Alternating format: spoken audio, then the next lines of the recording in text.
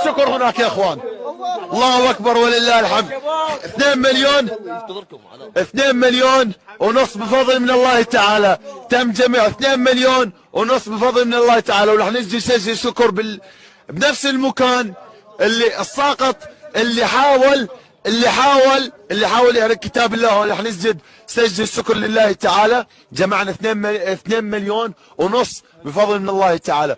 سجل الشكر هون بنفس المكان اللي فعلته النجسي القذرة. الحمد لله والشكر، الحمد لله والشكر يا رب. الحمد لله. هون هون هون هون هون هات هون هات هون خلي هاي هون هون. الحمد لله والشكر. هذا المكان اللي احترق فيه القرآن، وهذا المكان عشان يعرف بهذا المكان احنا بنعمر مسجد. من هون بنطلع بمساجدنا، من هون بنطلع بكتبنا. والحمد لله والشكر بفضل الله ثم فضلكم انتم الموجودين. لكل شخص عنده غيرة على دينه، لكل شخص عم ينصر دينه. سجلوا هاي الشاشة يا اخوان، سجلوها وانشروها بكل مكان. سجلوا الشاشة وانشروها بكل مكان. هاي سجدة شكر لله تعالى.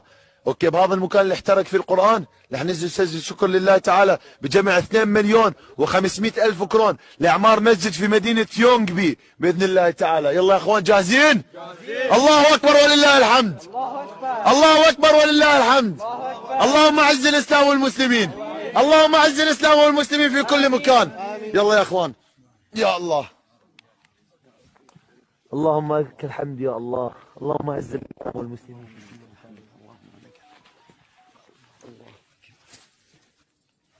أحمدك ربي وأشكرك على كل شيء وهبته للمسلمين من غير حول منا ولا قوة. اللهم لك الحمد كما ينبغي لجلال وجهك الكريم. اللهم لك الحمد كما ينبغي لجلال وجهك الكريم. الحمد لله، الحمد لله، الحمد لله إنك فرحت قلوب مسلمين كتير يا رب. الحمد لله إنك ذليت هذا الإنسان، ذليته وخليته خزي وعار، وفرحت قلوب المسلمين كلياتهم. اللهم لك الحمد كما ينبغي لجلال وجهك الكريم. الحمد لله حتى